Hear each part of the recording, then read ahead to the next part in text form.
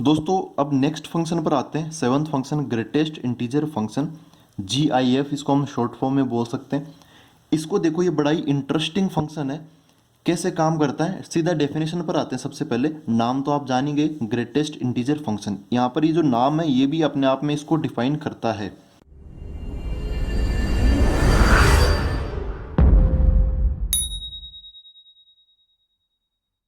देखो FR2R हमेशा की तरह ये लिखेंगे, defined by y equal to f of x, ये भी हम लिखते ही हैं। अब हम इस एफ ऑफ एक्स को, जैसे यहाँ पे ग्रेटेस्ट इंटीजर है तो जैसे सिग्नम में हम SGN लिखते थे ना, वैसे यहाँ पर एक x लगा के और एक इस टाइप से हम एक स्क्वायर ब्रैकेट लगा देते हैं। ठीक है, इसका मीनिंग क्या है, इसको हम कैसे सोल्व करते हैं, उसके लिए मैं यहाँ पर डेफिनेशन लिख देता हूँ। जैसे आपने अलग अलग देखा होगा, मॉडुलस ऑफ जो मॉडुलस फंक्शन है उसके लिए हम दो ऐसे वर्टिकल लाइन बना देते थे। सिग्नम के लिए SGN लिखने लग गए। ऐसे ही ग्रेटेस्ट इंटीजर के लिए हम ऐसे स्क्वायर ब्रैकेट लगा देते हैं। इसका मतलब है the greatest integer less than और इक्वल टू एक्स, एक्स के बराबर या एक्स से छोटा है, लेस देन है ना। जो ग्रेटेस्ट इंटीजर है, जो सबसे बड़ा इंटीजर है, वो यहाँ पर इसका आंसर बनेगा। अब इसको समझो, ध्यान से समझना, ये बड़ा ही इंटरेस्टिंग है। और अभी स्टार्टिंग में तो समझ में आ जाएगा, लेकिन जैसे नेगेटिव नंबर्स के लिए मैं बोलूँगा तब थोड़ा सा अपना दिमाग घूम जाएगा। देखो कैसे आप इसको नंबर लाइन से समझ सकते हो, वो सबसे बेस्ट है। मैं फॉर एग्जाम्पल बोलूँ, फॉर एग्जाम्पल मेरे को एफ ऑफ 2.3 का आंसर चाहिए, एफ ऑफ 2.3 का आंसर हमें चाहिए। तो यहाँ पर इसको मैं कैसे लिख सकता हूँ, 2.3 का ग्रेटेस्ट इंटीजर, तो मैंने क्या लगा दिया, स्क्वायर ब्रैकेट लगा दिया। यहाँ पे पॉइंट है, यहाँ पर भी पॉइंट है। इंटीजर की बात की तो मैं पॉइंट वाली चीज़ें भी लेने की कोशिश कर रहा हूँ। तो अब इसका मतलब क्या है, ये फिर से एक बार डेफिनेशन लिख लेता हूँ। तो यहाँ पर x था, तो यहाँ पर डेफिनेशन में x आ गया। यहाँ पे 2.3 है तो इस डेफिनेशन में 2.3 आ जाएगा। यहाँ था ग्रेटेस्ट इंटीजर लेस देन और इक्वल टू x, तो वैसे ही मैंने यहाँ पर 2.3 रख दिया। अब देखो इसको समझो, the greatest integer less than और इक्वल टू 2.3। 2.3 के बराबर कोई इंटीजर हो सकता है क्या? नहीं हो सकता। 2.3 कोई इंटीजर नहीं है। तो अब इसके लेस देन वालों में आते हैं। 2.3 से लेस देन कौन कौन है? 2.3 से लेस देन कौन से इंटीजर ढूंढने में? 2 भी इससे छोटा है, 1 भी इससे छोटा है, 0 भी इससे छोटा है। ठीक है, तो ऐसे हवा में करते रहेंगे तो हमें कुछ समझ में नहीं आएगा। हम नंबर लाइन बनाते हैं। देखो यहाँ पर है 0, यहाँ पर है 1, फिर है 2, फिर है 3, 4, यहाँ पे -1, यहाँ पे -2। अब 2.3 कहाँ पर है? 2.3 करीबन यहाँ कहीं पर होगा। 2.3 अपना यहाँ पर एक पॉइंट होगा, ये 2.3। ठीक है, अब 2.3 से छोटे आपको 2.3 यहाँ पे बोला लेस देन या फिर इक्वल टू। अगर खुद इंटीजर है तो हम वही आंसर बोल देंगे, लेकिन ये 2.3 तो खुद तो इंटीजर है नहीं, तो हमें लेस देन मतलब इसके जो छोटे वाले हैं इधर की तरफ, इसके जो इधर की तरफ है उसमें हमें इंटीजर ढूंढना। और कैसा इंटीजर ढूंढना है? ग्रेटेस्ट इंटीजर ढूंढना है। तो आप देखोगे कि इधर की तरफ बहुत सारे इंटीजर है। 2, ये 2 हो गया, 1 हो गया, 0 हो गया, -1 हो गया, -2 हो गया, -3 हो गया, -4 हो गया, इधर -100 भी मिलेगा ऐसे। तो इन सभी के अंदर ग्रेटेस्ट कौन है? इन सभी के अंदर ग्रेटेस्ट ये कौन है? 2। तो आप इसको दूसरे शब्दों में ऐसे बोल सकते हो, 2.3 से जस्ट छोटा इंटीजर हमें ढूंढना है। कौन सा? जस्ट छोटा, क्योंकि इससे छोटों वालों में सबसे बड़ा कौन होगा? 2 ही होगा। सबसे बड़ा कौन होगा? 2। इसलिए यहाँ पर ग्रेटेस्ट को यूज में लिया जाता है। छोटों वालों में सबसे बड़े, तो हम यहाँ पे ग्रेटेस्ट इंटीजर बोलते हैं। अभी यहाँ पर एक फंक्शन आता है लीस्ट इंटीजर, जो कि यहाँ NCERT और वैसे तो JEE मेन में भी नहीं है, लेकिन कुछ बुक्स में लिखा होता है लीस्ट इंटीजर फंक्शन। उसमें क्या होता है, बड़े वालों में हमें सबसे छोटा ढूंढना होता है। ठीक है ना, तो ऐसे नाम का खेल है। आपको ग्रेटेस्ट ढूंढना है तो छोटे वालों में ही आप ग्रेटेस्ट ढूंढ सकते हो, क्योंकि छोटे वालों में आप जो छोटे नंबर्स है उसके अंदर आप छोटे से छोटा नंबर नहीं ढूंढ सकते, क्योंकि वो तो -∞ की तरफ चला जाएगा। जो छोटे नंबर है उसमें कहीं ना कहीं आपको बड़ा जरूर मिलेगा। वो कौन है? 2। 2.3 से जस्ट छोटा वाला इंटीजर, ये आ जाएगा 2। तो यहाँ पर फिर से एक बार मैं लिख देता हूँ सारी चीज़ें। F2.3 इक्वल टू 2.3 का ग्रेटेस्ट इंटीजर इक्वल टू 2 आ गया। इसका आंसर क्या हो गया? 2। अब काम की बात क्या है, देखो यहाँ पे अच्छी चीज़ क्या है, आप 2.4 का ग्रेटेस्ट इंटीजर ले लो। 2.4 क्या हो, कहाँ होगा, यहाँ पर होगा 2.4। तो 2.4 से भी जस्ट छोटा इंटीजर कौन है, 2 ही है, तो यहाँ पे 2 आ जाएगा। ऐसे 2.9 का ग्रेटेस्ट इंटीजर कौन है, 2.9 यहाँ पर आएगा, उसका ग्रेटेस्ट इंटीजर क्या होगा, 2.9 से जस्ट छोटा। अब देखो इसके करीब तो 3 है, लेकिन 3 तो बड़े वालों की तरफ आ गया ना, आपको हमेशा छोटे वाले की तरफ ढूंढना है। तो 2.9 से जस्ट छोटा इंटीजर कौन है, 2 है, तो उसका आंसर भी 2 पर आकर अटक जाएगा।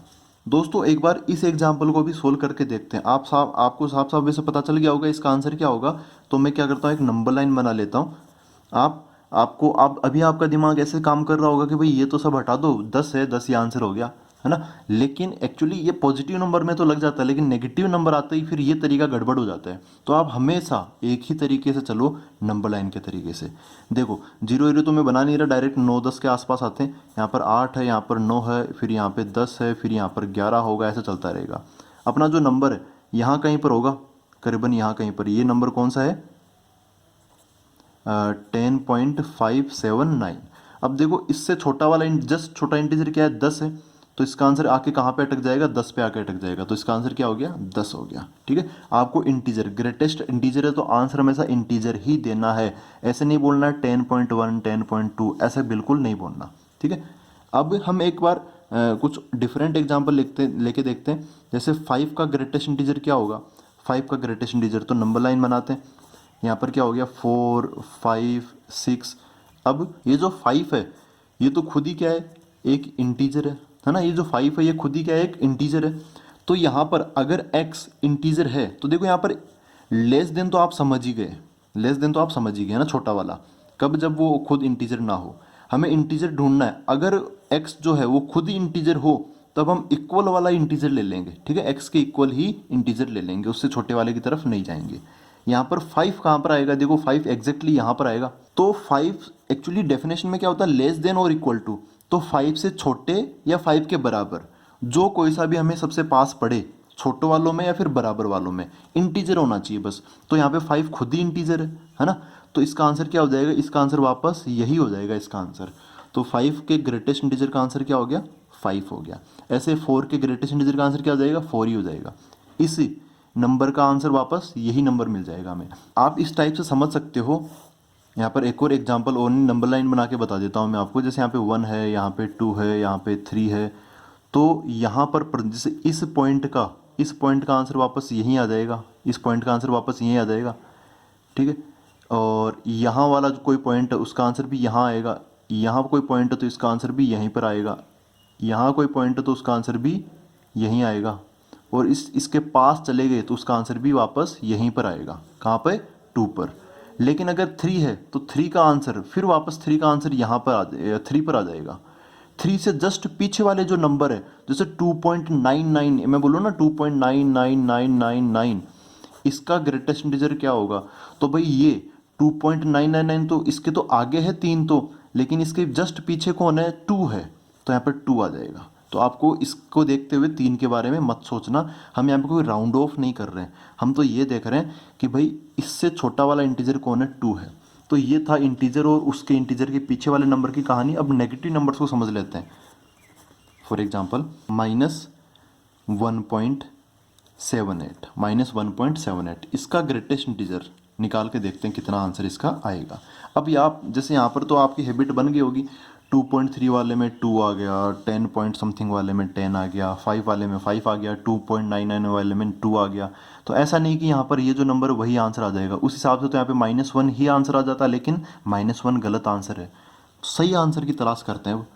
देखो भाई यहाँ पर है 0, फिर आ गया 1, सॉरी -1, उधर की तरफ 1, और इधर फिर -2, फिर -3। अब देखो -1.78 कहाँ होगा, आप बस ये लोकेट कर दो, अपना क्वेश्चन खत्म। ठीक है, -1.78 यहाँ होगा क्या, नहीं होगा, यहाँ बिल्कुल नहीं होगा। यहाँ पे जो भी नंबर होगा वो करीबन -0 पॉइंट समथिंग होगा, है ना। यहाँ वाले नंबर क्या कैसे होंगे, यहाँ वाले नंबर -0 पॉइंट समथिंग इस टाइप के नंबर होंगे। अपना -1.78 यहाँ कहीं पर मिलेगा, -1 यहाँ पर है, तो -1.78 करीबन यहाँ कहीं पर मिलेगा। ये नंबर है -1.78। तो इससे छोटा इंटीजर कौन है, इससे छोटा इंटीजर ये है, इससे छोटा इंटीजर ये है। तो इसका आंसर क्या हो जाएगा, -2। यहाँ वाले पॉइंट से हमें हमेशा ऐसा समझ लो कि नंबर लाइन पर हमेशा लेफ्ट साइड में ढूंढते रहना है। अगर खुद इंटीजर है तब तो ठीक है, कोई दिक्कत नहीं है, तब तो आसान है। हमें अगर खुद इंटीजर नहीं है ना, तो उससे नंबर लाइन बनाओ, उस पॉइंट को प्लॉट करो और उससे पिछले वाला इंटीजर लिख लो यहाँ पे। इससे लेफ्ट साइड में इंटीजर कौन है, -2, तो इसका आंसर क्या आ गया, -2। ठीक है, हमेशा लेफ्ट साइड वाला ही देखना है हमें, राइट की तरफ मत पढ़ना। ये ग्रेटेस्ट इंटीजर फंक्शन है, छोटी साइड ये साइड छोटी होती है ना लेफ्ट साइड, और राइट साइड में जाते हैं तो नंबर बढ़ते हैं, तो हमें छोटा वाला नंबर ही ढूंढना है। ठीक है, तो आई होप ये आपको क्लियर हुआ है। अब हम कुछ और वैल्यूज लेके फिर ग्राफ बनाते हैं, इसका ग्राफ भी बड़ा शानदार है इसका। तो दोस्तों मैंने काम आने वाली सारी की सारी चीज़ें लिख ली है। यहाँ पर जीरो से चालू करते हैं हम। ठीक है, ये तो है अपनी वैल्यूज़ फाइंड करने के लिए, और यहाँ पर मैंने नंबर लाइन बना ली है ताकि हमें समझ में भी आ जाए। इसको देखने के बाद ऐसा हो ही नहीं सकता कि आपको ये समझ में ना आए। जीरो का ग्रेटेस्ट इंटीजर क्या होगा, जीरो खुद एक इंटीजर है, जो जो इंटीजर है उनका आंसर वही होगा। जैसे जीरो के ग्रेटेस्ट इंटीजर का आंसर जीरो हो गया, फिर यहाँ पे जो वन है, वन के ग्रेटेस्ट इंटीजर का आंसर वन हो जाएगा, टू के ग्रेटेस्ट इंटीजर का आंसर टू हो गया, फिर थ्री के ग्रेटेस्ट इंटीजर का आंसर थ्री हो जाएगा। ठीक है, और ऐसे फोर के ग्रेटेस्ट इंटीजर का आंसर फोर हो जाएगा। जो इंटीजर है उनको मैं पहले कर देता हूँ क्योंकि उनमें हमें कुछ सोचना ही नहीं पड़ता। फिर -1 ये एक इंटीजर है, तो इसके ग्रेटेस्ट इंटीजर का आंसर क्या हो गया, -1 हो गया। -2 के ग्रेटेस्ट इंटीजर का आंसर -2 हो जाएगा, और -3 के ग्रेटेस्ट इंटीजर का आंसर -3 हो जाएगा। तो सबसे पहले मैंने इंटीजर्स निपटा दिए। किसी भी इंटीजर का ग्रेटेस्ट इंटीजर वो खुद ही होता है। अब आगे आते हैं। आप ऐसे बोल सकते हो प्रॉपर्टी में कि भाई जैसे कोई इंटीजर है, ठीक है, यहाँ पर ये कैसा नंबर है, इंटीजर, तो इसका आंसर क्या हो जाएगा, वापस आई ही हो जाएगा। ठीक है, ये भी ठीक किया। हाँ भाई, अब 0.1 पर आते हैं। 0.1 का ग्रेटेस्ट इंटीजर कहाँ होगा, देखो 0.1 यहाँ होगा, है ना, यहाँ पर। तो इसके ग्रेटेस्ट इंटीजर का आंसर क्या आ जाएगा, जीरो आ जाएगा, क्योंकि 0.1 से जस्ट छोटा इंटीजर क्या है, जीरो है, तो यहाँ पर जीरो आ जाएगा। फिर 0.2 का 0.2 यहाँ होगा, ठीक है, 0.2 थोड़ा सा इसके आगे होगा, तो इसका भी ग्रेटेस्ट इंटीजर वापस जीरो आ जाएगा, तो इसका आंसर क्या आ गया, जीरो आ गया। फिर ऐसे करते करते 0.9 पर गए, तो 0.9 मतलब 1 से जस्ट पहले है ना, पीछे की तरफ, लेफ्ट की तरफ, यहाँ कहीं पर होगा 0.9, तो इसका भी ग्रेटेस्ट इंटीजर क्या आ जाएगा, जीरो आ जाएगा। आपको उससे लेफ्ट साइड में जो भी पहला मिले इंटीजर उस पर रुक जाना है, उस पर अटक जाना है। फिर 1 का 1 हो ही गया, है ना, एग्जैक्टली 1 पर फिर 1 ही हमें आंसर मिल जाएगा। 1.1 पर, अब 1.1 क्या है, यहाँ पर आगे की तरफ 1.1, उसका ग्रेटेस्ट इंटीजर 1 आ जाएगा। 1.2 का भी 1.999, मतलब 2 के काफ़ी करीब, लेकिन है इसी दायरे के अंदर, ना वो एग्जैक्टली 2 है, ना वो एग्जैक्टली 1 है, लेकिन बीच में 1 और 2 के बीच में। तो जो भी नंबर 1 और 2 के बीच में आएगा उसका हमेशा आंसर क्या मिलता रहेगा, हमें 1 मिलता रहेगा। तो इसका आंसर भी क्या हो गया, 1 हो गया। और अब आगे बढ़ते हैं 2.1। अच्छा, आप इनके ना नोट्स की टेंशन मत लीजिए, नोट्स तो आपको वैसे मिल ही जाएंगे, आपको डिस्क्रिप्शन में लिंक दे रखा है, वहाँ से आप डाउनलोड कर सकते हो। एज इट इज़ ये चीज़ आपको वहाँ पर मिल जाएगी एज ए PDF, एक क्लिक करते वो डाउनलोड हो जाएगा। 2.1 देखो, 2.1 यहाँ होगा, इसको थोड़ा एडजस्ट करते हैं, हाँ। 2.1 2 से जस्ट आगे होगा, तो 2.1 का ग्रेटेस्ट इंटीजर वापस कहाँ पे आके अटक जाएगा, 2 पर आके अटक जाएगा, तो इसका 2 हो गया। तो इस 2.2 का भी 2 हो जाएगा। ठीक है, सिमिलरली आप फटाफट कर लेते हैं 2.99 का, तो 2.9 का भी क्या हो जाएगा, 2 हो जाएगा। फिर 3 का एग्जैक्टली 3 हो ही गया। फिर 3.001, तो 3.001 तो क्या है भाई, 3 से ज़्यादा है ना, 3.001 3 से थोड़ा सा आगे होगा, तो उसका वापस 3 ही आ जाएगा, यहाँ पे 3 हो गया। 3.99 का 3 हो जाएगा। 4 का 4 हो गया, और 4 से आगे वालों का भी 4 हो जाएगा, 5 से पहले तक। ठीक है, तो ऐसा चलता रहेगा, ऐसे हम कितने भी बना सकते हैं। खैर, हम आगे बढ़ते हैं।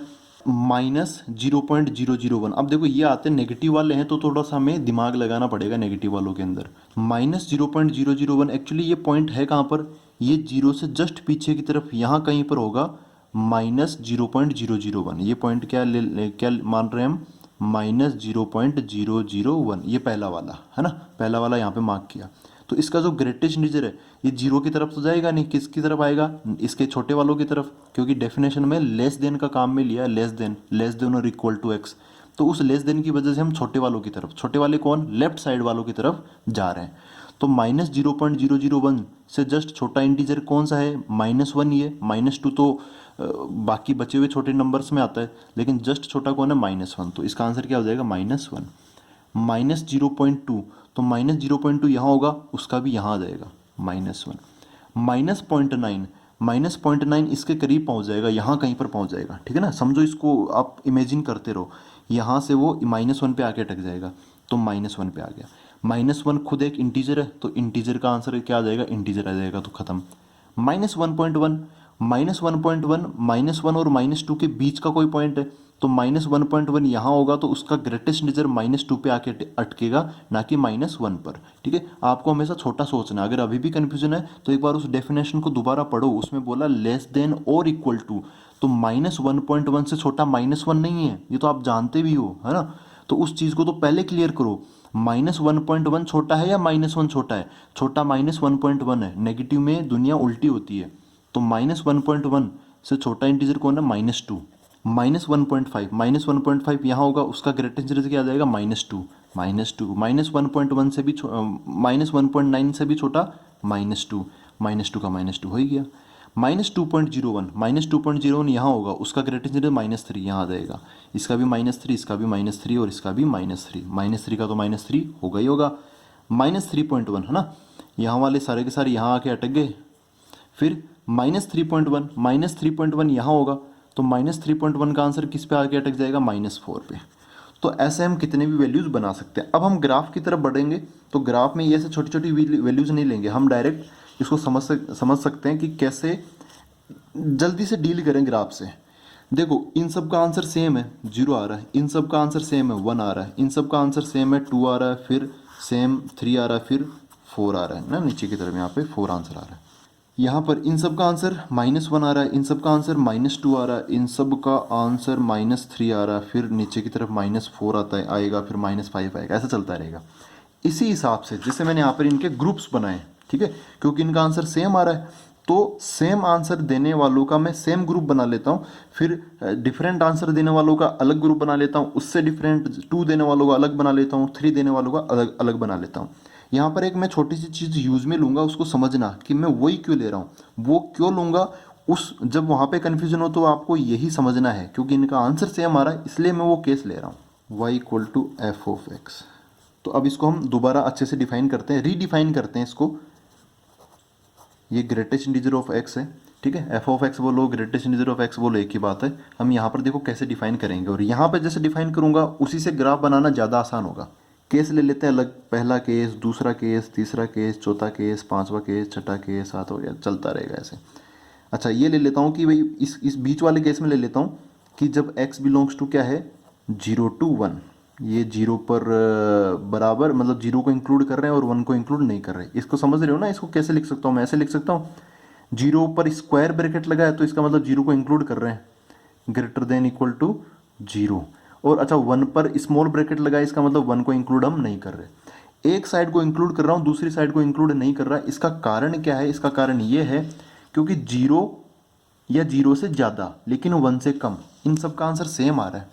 0 पर भी 0 आंसर आ रहा है, लेकिन मैं सेम आंसर देने वालों का एक ग्रुप बना रहा हूँ, 0 से लेके, 0 को इंक्लूड करते हुए, है ना, 0 को इंक्लूड करते हुए और 0 से आगे वाले, लेकिन 1 से पहले पहले के। 1 को इंक्लूड मत करना, ठीक है। अब जैसे मैंने बोला ना 1 को इंक्लूड मत करना, वैसे मैंने यहाँ पे 1 को इंक्लूड नहीं किया है, क्योंकि सेम आंसर किनका आ रहा है? 0 या 0 से ज़्यादा लेकिन 1 से छोटे, इन सब का आंसर क्या आ रहा है? 0। वैसे उसी चीज़ को सोचते हुए मैंने यहाँ पर केस बनाया है, जब x क्या हो? 0 या 0 से बड़ा लेकिन 1 से छोटा। इस केस में हमेशा आंसर कितना आएगा? 0 आंसर आएगा। ये रहा, इन सभी वैल्यूज़ के लिए आंसर क्या आ रहा है? 0 आंसर आ रहा है। फिर अगला केस लेता हूँ। अब ये वाला केस लिखने की कोशिश करते हैं, ये वाला।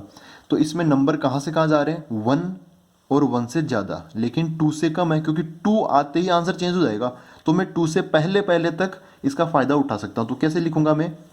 x बिलोंग्स टू 1 to 2, 1 को इंक्लूड कर लूँगा और 2 को इंक्लूड नहीं करूँगा। कब? जब आंसर हमें क्या चाहिए? 1। इसका मतलब क्या है? जब x क्या हो? 1 या 1 से ज़्यादा लेकिन 2 से कम। फिर x बिलोंग्स टू, अच्छा अब हमें ये वाला केस सोच लेते हैं, ये वाला केस। तो इसमें आंसर क्या मिल रहा है? 2 मिल रहा है। तो 2 आंसर कब मिलेगा? जब नंबर इनपुट क्या हो 2 या 2 से ज़्यादा लेकिन 3 से कम, 2.99 तक हमें आंसर मिल जाएगा 2, लेकिन 3 पे आंसर 3 मिल जाएगा, तो हमें तो 2 आंसर चाहिए। तो x बिलोंग्स टू क्या आ जाएगा, 2 को इंक्लूड करते हुए कहाँ तक, हाईएस्ट कहाँ तक जाऊँगा, 3 तक, 3 से पहले तक, 3 तक नहीं 3 से पहले तक। यहाँ पे इसका मतलब क्या है, यहाँ तक बस लिख देता हूँ, फिर आगे आप सेल्फ अंडरस्टूड है कि आगे वाले भी आप लिख सकते हो। यहाँ पे क्या आ जाएगा, x लेस देन 3, ठीक है। 3 को इंक्लूड, अपर लिमिट को इंक्लूड मत करना, लोअर लिमिट को इंक्लूड करना, ठीक है ना। ये क्लियर है ना कि यही तो चीज़ आपको समझनी है कि लोअर लिमिट को मैं इंक्लूड कर रहा हूँ लेकिन अपर लिमिट को नहीं कर रहा।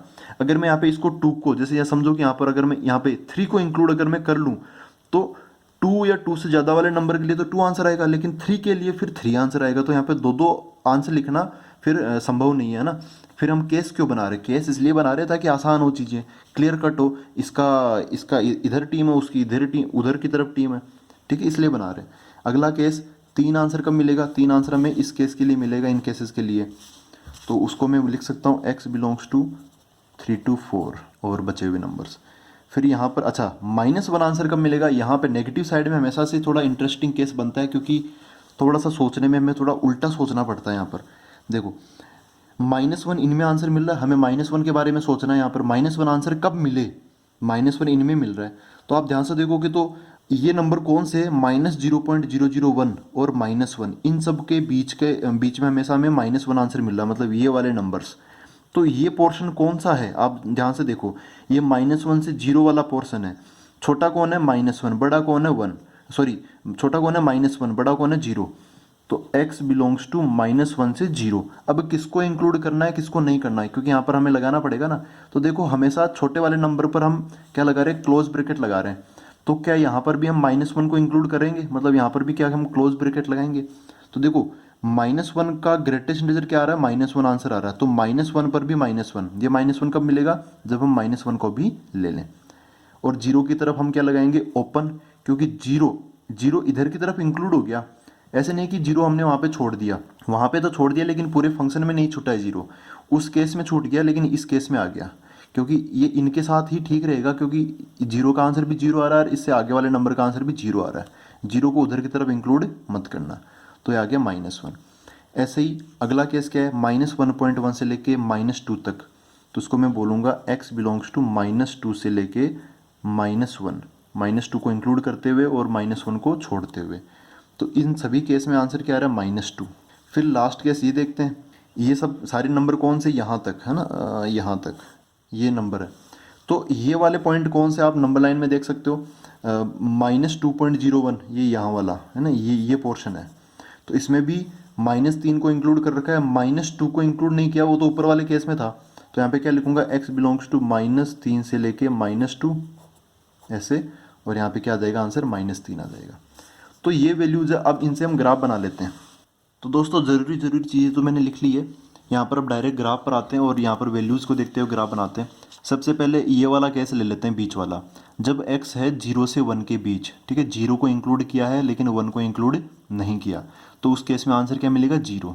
अच्छा ये y बराबर है ना, y बराबर 0, y बराबर 1, ऐसे है ये।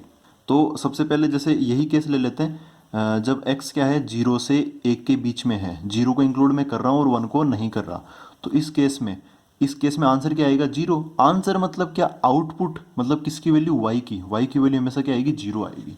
तो देखो y इक्वल टू 0 का ग्राफ कैसा होता है, ये जो x एक्सिस होता है यही क्या होता है, y इक्वल टू 0 का ग्राफ होता है। x एक्सिस खुद क्या होता है, y इक्वल टू 0 का ग्राफ होता है, ये एक लाइन है, हॉरिजॉन्टल लाइन ऐसे। तो आपको y इक्वल टू 0 का ग्राफ बनाना है, लेकिन कब, जब x क्या हो 0 से 1 में बिलोंग करे। तो ये रहा 0 से 1, 0 को इंक्लूड करना है और 1 को नहीं करना। तो इधर जब कभी भी होगा तो मैं ऐसे, जब कभी भी ग्राफ बनाएगा तो मैं 1 की तरफ ऐसे खुला कर दूंगा और 0 की तरफ यहाँ पर क्या कर दूंगा, भर दूंगा उसको। तो y इक्वल टू 0 का ग्राफ ये पूरा होता है, लेकिन ये पूरे ग्राफ का कौन सा पोर्शन रखना है, बस इतना सा पोर्शन रखना है हमें, इतना सा, क्योंकि यहाँ पे बोला 0 to 1, इतना सा, ठीक है। तो 0 को तो मैं भर दूंगा और 1 पर क्या कर दूंगा, मैं ऐसे खुला छोड़ दूंगा और इसको बीच वाले पोर्शन को ऐसे डार्क कर दूंगा, ठीक है। बीच वाले पोर्शन को डार्क कर दिया, ठीक है। y इक्वल टू जीरो का ही ग्राफ हमें फॉलो करना है। y इक्वल टू जीरो का ग्राफ, ये वैसे तो पूरी लाइन होती, लेकिन पूरी लाइन नहीं लेनी है। कितनी लाइन लेनी है वो यहाँ पर लिखा हुआ है, 0 से 1 के बीच वाली लाइन हमें लेनी है। अब देखो चलो और केस और देखते हैं। ये केस हो गया, अगला देखते हैं। इधर की तरफ लिख लेता हूँ, पहले मैं इसको लिख लेता हूँ, x बिलोंग्स टू 1 to 2, ठीक है, x बिलोंग्स टू 1 to 2। तो उस केस में आंसर किसको फॉलो करेगा, y को, इसको 1 को। तो इस केस में आंसर क्या मिलेगा, y इक्वल टू 1 मिलेगा हमें हमेशा, ठीक है। x बिलोंग्स टू क्या, 1 to 2, तो y इक्वल टू 1 बनाना है। अच्छा, y इक्वल टू 1 का ग्राफ कैसा होता है, y इक्वल टू 1 का ग्राफ कुछ ऐसा होता है, ऐसे, ये पॉइंट ना 1, तो एक हॉरिजॉन्टल लाइन बनेगी, किसका ग्राफ, इसका ग्राफ क्या होगा, ऐसे एक हॉरिजॉन्टल लाइन बनेगी। लेकिन इस हॉरिजॉन्टल लाइन को पूरे को नहीं बनाना है, कितना सा पोर्शन इस लाइन का रखना है हमें, यहाँ पे लिखा हुआ 1 से 2 के बीच वाला। तो 1 ये रहा, 2 ये रहा, तो हमें इस 1 से 2 के बीच का मतलब ये इतना सा पोर्शन रखना है, ये इतना सा पोर्शन, ठीक है, दिख रहा है आपको, 1 से 2 के बीच का पोर्शन हमें रखना है। तो इस 1 से जस्ट ऊपर यहाँ पर, यहाँ से लेके यहाँ तक का पोर्शन हमें रखना है। अच्छा, किसको इंक्लूड करना है, किसको एक्सक्लूड करना है, किसको लेना है, किसको नहीं लेना, तो यहाँ पे 1 को इंक्लूड कर रखा है ना, 1 को, तो 1 के करस्पॉन्डिंग यहाँ पर हम क्या कर देंगे, इसको डार्क कर देंगे। अच्छा, 2 को इंक्लूड नहीं कर रखा, तो 2 के करस्पॉन्डिंग ये वाला पॉइंट क्या हो जाएगा, एक्सक्लूड हो जाएगा, ठीक है। आप इसको ऐसे कैसे से समझ लो, या फिर वैल्यूज से भी समझ सकते हो। वैल्यूज से कैसे समझोगे, देखो अगला वाला केस वैल्यूज से लेके देखते हैं। 2 पर आंसर क्या मिल रहा है, 2 मिल रहा है, तो 2 पर आंसर क्या मिल रहा है, 2 मिल रहा है, यहाँ पर मैंने डार्क कर दिया। फिर 2.1 मतलब 2 से जस्ट आगे से ही हमें 2 आंसर मिलना चालू हो गया, तो 2 से जस्ट आगे मैं बनाऊंगा ना, तो वहाँ पर भी मुझे 2 आंसर मिलेगा। फिर 2.2 पर भी मेरे को 2 आंसर मिलेगा, 2.3 पर 2.4, 2.5, 2.6, 2.7, 2.8, 2.9 और 3। अच्छा, 3 पर आंसर क्या मिलेगा मेरे को, 3 पर 3 आंसर मिलेगा, तो 3 पर आंसर क्या मिलेगा हमें, 3 आंसर मिलेगा, ऊपर मिलेगा, ठीक है। 3 पर हमें वापस 2 आंसर नहीं मिलेगा, तो यहाँ पर ये जो पॉइंट है ना, ये वाला पॉइंट कौन सा, 3,2, वो एक्चुअली यहाँ पर कभी बनेगा ही नहीं। 3 डालने पर 2 आंसर नहीं मिलेगा, तो मेरे को यहाँ पर ऐसे एक्सक्लूड करना पड़ेगा इस पॉइंट को।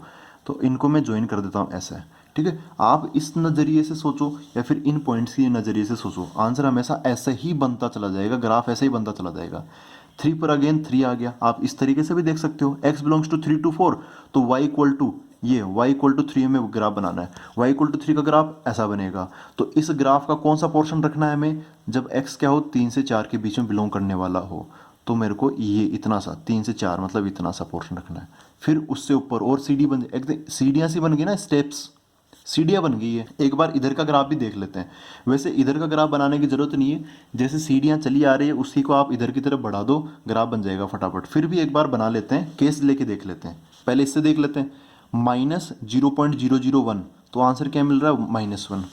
तो 0 से जस्ट पीछे की तरफ, इधर थोड़ा सा भी पीछे आए ना, तो आंसर डायरेक्ट हमें यहाँ मिलने लग गया। फिर थोड़ा और पीछे आए तो फिर भी -1 है ना, -2 पर भी -1, -0.9 पर भी -1 मिल रहा है, -0.9 यहाँ होगा तो उस पर भी हमें -1 आंसर मिल रहा है, और -1 पर तो -1 मिल ही रहा है, -1 पर -1 मिल रहा है। तो ऐसा ग्राफ बन जाएगा। तो इनको मैं ज्वाइन कर दूंगा ऐसे। अच्छा, कौन सा लेना है कौन सा नहीं लेना, यहाँ पे देखो 0 को तो इंक्लूड कर नहीं रखा, इधर की तरफ क्या 0 है ना, तो 0 तो किसी दूसरे केस में इंक्लूड हो चुका है, इस पहले वाले केस में 0 इंक्लूड हो चुका है, तो उसको छोड़ो आप। तो यहाँ पर क्या हमें छोड़ना पड़ जाएगा इस पॉइंट को, -1 पर -1, तो -1 को हम ले लेंगे, तो ये बन गया, ठीक है। मतलब वही पैटर्न है, उसी को आप कैरी ऑन कर दो, आगे की तरफ बढ़ा दो, तो इधर की तरफ ऐसे बन जाएगा, ठीक है। इधर ये -2 की सिद्ध में और इधर ये -2 की सिद्ध में इधर, फिर इधर -3 की सिद्ध में, यहाँ से चालू होगा खाली। आप देखोगे हर एक टुकड़े के अंदर जो दायां भाग है, जो राइट पार्ट है वो तो खाली है, और जो लेफ्ट पार्ट है वो भरा हुआ है, तो आपको सभी को लेफ्ट पार्ट भरना है। इधर ये -3, ऐसा ग्राफ बन गया ये, ठीक है। तो ऐसा ग्राफ बन गया। आप समझ सकते हो कि यहाँ पर इनमें कुछ ना कुछ कनेक्शन ऐसे होगा। ये डॉटेड लाइन में ऐसे बना रहा हूँ कि भाई हाँ, ऐसा थोड़ा मिलाने जुलाने के लिए बना रहा हूँ, इसका कोई खास यूज है नहीं, ठीक है। ऐसा नहीं कि आपको भी डॉटेड लाइन बनानी है, बस मैं ऐसे बता रहा हूँ। इधर की तरफ ये मिल जाएगा, इधर की तरफ ये सिद्ध मिला रहा हूँ इनका ना, एकदम सीधा मिला रहा हूँ कि कौन किससे मिलेगा, ठीक है। तो आप ध्यान से देखोगे तो ये एक सीढ़ियाँ सी बन गई, क्या बन गई, एक काफ़ी सारी सीढ़ियाँ बन गई, ठीक है। इसकी स्पेलिंग तो देख लेना एक बार, सीढ़ियाँ ऐसी बनेगी, तो इसलिए हम इसको स्टेप फंक्शन भी बोलते हैं। क्या बोलते हैं इसको? स्टेप फंक्शन बोलते हैं। तो ये ग्रेटेस्ट इंटीजर का दूसरा नाम हो गया स्टेप फंक्शन। अब हम इसकी डोमेन रेंज देख लेते हैं, डोमेन एंड रेंज। ठीक है, देखो डोमेन क्या होगा, डोमेन मतलब हम इसमें क्या क्या रख सकते हैं। ठीक है, मैं डोमेन को दो नज़रिए से दिखा देता हूँ। एक तो वो नज़रिया कि डोमेन क्या होता है, इनपुट, तो हम इसमें क्या क्या रख सकते हैं। देखो हम हर संभव हर एक नंबर यहाँ पे रख रख के देख रहे हैं। आप यहाँ पर ऐसे भी रख के देख सकते हो कि पाई का ग्रेटेस्ट इंटीजर क्या होगा। तो पाई क्या होता है, 3.14 होता है, तो इसका आंसर क्या आ जाएगा, 3 आ जाएगा। ठीक है, तो आप कोई सा भी नंबर रख के देख सकते हो। तो उस केस में भी डोमेन क्या हो जाएगा, कुछ भी एनी रियल नंबर, तो आर हो जाएगा। दूसरा, ग्राफ के नज़रिए से, ग्राफ लेफ्ट से राइट तक, मतलब ग्राफ की एक्स एक्सिस पे कितनी बड़ी छाया होगी। तो देखो पूरा का पूरा ये एक्स एक्सिस कवर हो जाएगा छाया से, तो माइनस इन्फिनिट से इन्फिनिट तक सारी चीज़ कवर हो गई एक्स एक्सिस के अलोंग, तो उसको उसको भी हम क्या बोलते हैं, आर बोलते हैं, सारे रियल नंबर आगे। रेंज की बात करते हैं, आंसर में क्या मिलेगा, तो आंसर थोड़ा सा इंटरेस्टिंग है आंसर मिलना। देखो 0 मिल रहा है, फिर डायरेक्ट 1 मिल रहा है, तो 0 और 1 के बीच में जो नंबर आते हैं ना, 0.1 0.2, ऐसे आंसर हमें नहीं मिल रहे। ग्रेटेस्ट इंटीजर, वैसे नाम से क्लियर है, ग्रेटेस्ट इंटीजर, तो आंसर तो इसका इंटीजर आएगा ही आएगा। ठीक है, तो इंटीजर का सेट आ जाएगा आई, जिसको हम कभी कभी जेड भी बोल देते हैं, है ना, सेट ऑफ इंटीजर्स। ये होगी इसकी रेंज और ये होगी इसकी डोमेन। आप देख सकते हो, छाया के कंसेप्ट से समझ सकते हो। आप इधर से लाइट डालोगे तो इस इतने से टुकड़े की जो छाया है बस वो यहीं पर 2 पर ही पड़ेगी, इसकी छाया 1 पर पड़ेगी। इधर से लाइट डालो, लेफ्ट से डालो या राइट से डालो, वाई एक्सिस पे छाया देखनी है हमें रेंज के लिए, है ना, क्योंकि वाई एक्सिस के अलोंग ही इसका फैलाव होता है। यहाँ पर इन दोनों ग्राफ के बीच में कुछ भी ग्राफ नहीं है, इन दोनों ग्राफ्स, इन दोनों टुकड़ों के बीच में, तो इधर से लाइट डालोगे तो वो लाइट सीधी सीधी यहाँ गिरेगी, कोई छाया इस बीच में नहीं पड़ेगी। तो 0, फिर 1, फिर 2 मिला, फिर 3 मिला, तो ऐसे एक्चुअली इंटीजर्स मिल रहे हैं। इधर -1 -2 -3 सारे इंटीजर मिल रहे हैं, पॉजिटिव भी और नेगेटिव भी। तो इसकी रेंज क्या होगी, सेट ऑफ इंटीजर्स, मतलब आई बोल दो या जेड बोल दो, दोनों ही ठीक है। तो ये था अपना ग्रेटेस्ट इंटीजर। अब एक छोटी सी चीज़ और मैं आपको एक्सप्लेन कर देता हूँ, उसको बोलते हैं फ्रैक्शनल पार्ट फंक्शन, क्योंकि वो जेई मेन में और जेई एडवांस में आता है। वैसे एनसीईआरटी में उसका नाम नहीं ले रखा, लेकिन फिर भी उसको हम देख लेते हैं एक बार। तो दोस्तों एक बार छोटा सा फंक्शन है फ्रैक्शनल पार्ट फंक्शन, उसको समझ लेते हैं। वही हमेशा तरीका अपना डिफाइन करने का, F(r)(r), ये क्यों लिखते हैं भूल गए या याद है आपको? आर, पहले वाले आर का मतलब है इनपुट, है ना, ये एक्स आएगा कहाँ से। दूसरे वाले आर का मतलब है आउटपुट, मतलब को डोमेन, है ना, ये डोमेन ये को डोमेन, मतलब जो आंसर मिलेगा वो इसके अंदर जा सकता है।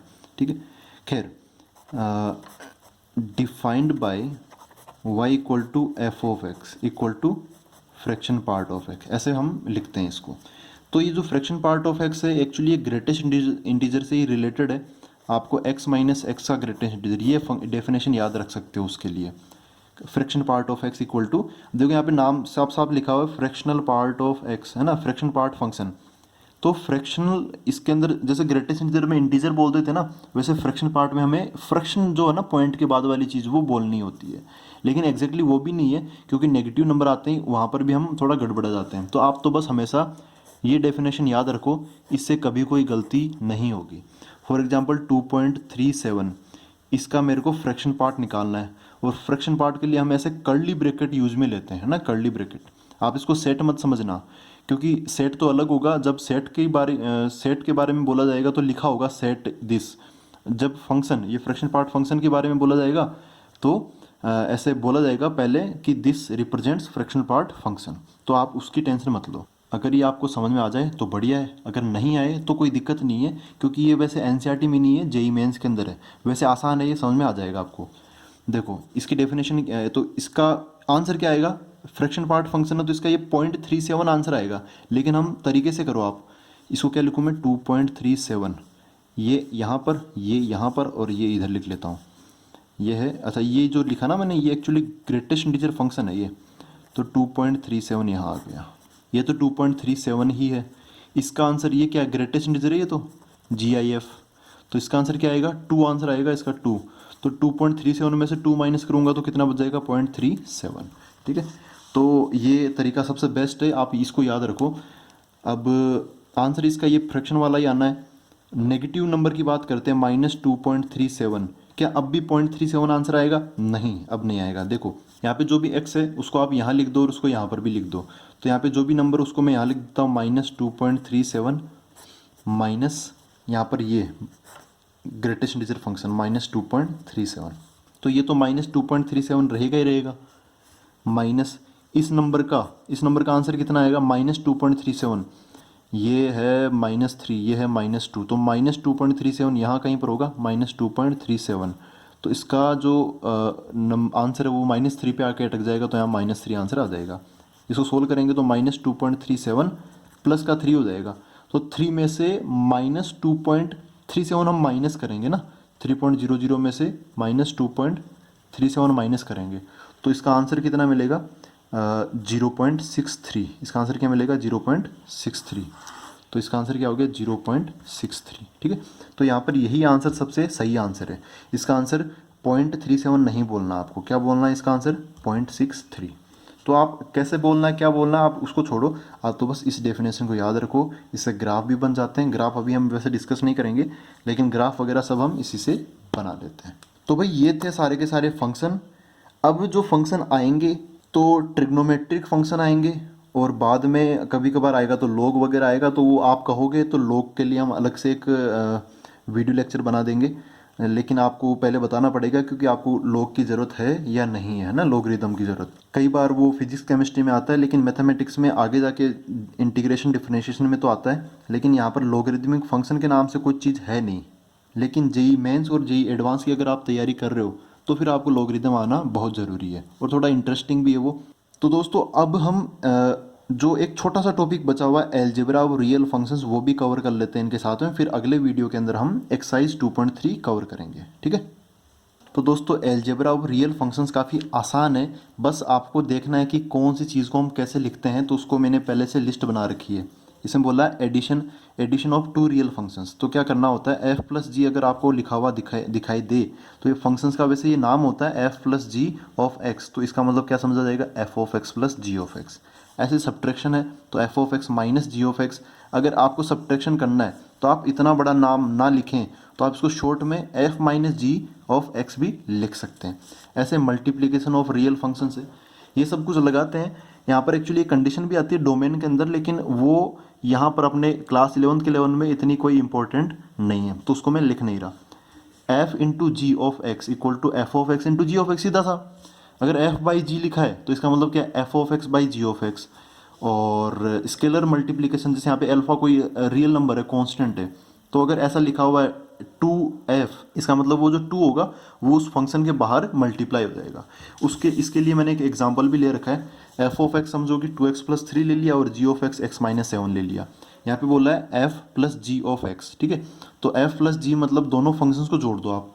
तो यहाँ पर क्या हो जाएगा f of x plus g of x. Algebra लगा के जो नया फंक्शन बनेगा वो भी एक फंक्शन होगा। तो f of x plus g of x, तो क्या हो जाएगा इन दोनों को जोड़ दूंगा मैं, कितना हो गया ये 2x plus 3 plus x minus 7। तो आंसर कितना आ गया इसका 3x माइनस 4। तो f प्लस जी एक नया फंक्शन बन गया क्या 3x माइनस 4। ऐसे f माइनस जी, तो ये हो जाएगा f of x minus g of x. तो इन दोनों को माइनस कर दूंगा, इसमें से इसको माइनस कर दूंगा 2x plus 3 minus x minus 7। यहाँ पे ये ब्रैकेट खोलेंगे तो क्या मिलेगा 2x माइनस एक्स एक्स और 3 माइनस माइनस 7, तो 3 प्लस 7 हो जाएगा, तो प्लस 10 हो गया। f इंटू जी, इन दोनों को मल्टीप्लाई करने की बात है 2x प्लस 3 और यहाँ पे x माइनस 7। तो हम क्या करेंगे इन दोनों फंक्शन को मल्टीप्लाई कर दिया हमने, है ना, f of x into g of x. तो यहाँ पर इसको सोल्व कर लेंगे तो ये हो गया 2x स्क्वायर, फिर ये माइनस 14 और ये प्लस का 3, तो माइनस का 11x हो गया। कुल मिला के मैं सोल्व करके रख रहा हूँ, आप धीरे धीरे सोल्व करोगे ना तब भी यही आंसर आएगा -21। f बाई जी की बात कर रहे हैं तो f बाई जी में क्या होगा f of x by g of x. तो f ऑफ एक्स क्या है 2x plus 3, ji of x क्या है x माइनस 7। अच्छा यहाँ पर बस ये हो गया ना ये फंक्शन। बस यहीं पर एक दिक्कत आती है, यहाँ पर जो डोमेन है वो थोड़ी सी बदल जाएगी। यहाँ पर तो x belongs to r, x belongs to r कुछ भी लिख सकते थे, x belongs to r, x belongs to r, और इनके अंदर भी चल रहा था x belongs to r, x belongs to r, कुछ भी लो, कोई दिक्कत थोड़ी है इसको या इसको। ना तो कोई रूट लगा है, ना कोई न्यूमरेटर अपॉन डिनोमिनेटर की कोई बीमारी है, तो डोमेन हर कुछ चलता था। लेकिन यहाँ पर अब थोड़ा सा चेंज हो गया, यहाँ पर आप x बिलोंग्स टू r नहीं ले सकते, x belongs to r minus आप कुछ चीज़ माइनस करनी पड़ेगी, तो वो हमने डोमेन वाले वीडियो में कवर किया ही था। x माइनस 7 है तो नीचे वाला नंबर जीरो नहीं होना चाहिए, है ना। जो g ऑफ x है ये कभी भी जीरो के बराबर नहीं होना चाहिए। यहाँ पर कंडीशन आएगी कि जो g ऑफ x है कि जो g ऑफ x है that should not equal to zero. तो यहाँ पर क्या आएगा, जब x माइनस 7 जीरो के बराबर नहीं होगा तो x 7 के बराबर नहीं होगा, तो 7 को हमें अलग से यहाँ पर हटाना पड़ेगा। बाकी और कहीं पर कोई भी दिक्कत नहीं है। 7 एफ ऑफ एक्स, अब इसको क्या करूँ, इसका मतलब क्या हो गया, 7 इंटू एफ एक्स हो गया। तो 7 है ना, एफ ऑफ एक्स से मल्टीप्लाई हो जाएगा, इससे मल्टीप्लाई हो जाएगा। तो क्या है 7 इंटू 2x प्लस 3, तो ये हो गया 14x प्लस 21। फिर 8 इंटू जी ऑफ एक्स है, 8g ऑफ एक्स, तो यहाँ पे 8 इंटू जी ऑफ एक्स, तो आप इसको 8 से मल्टीप्लाई कर दो, 8 इंटू एक्स माइनस 7, तो आंसर कितना आ गया 8x माइनस 56। ठीक है, तो ये छोटी छोटी चीज़ें यहाँ पर भी आप बोल सकते हो x belongs to r, x belongs to r, कोई दिक्कत नहीं है। दिक्कत एक ही जगह आती है जब आप f बाई जी लिखते हो।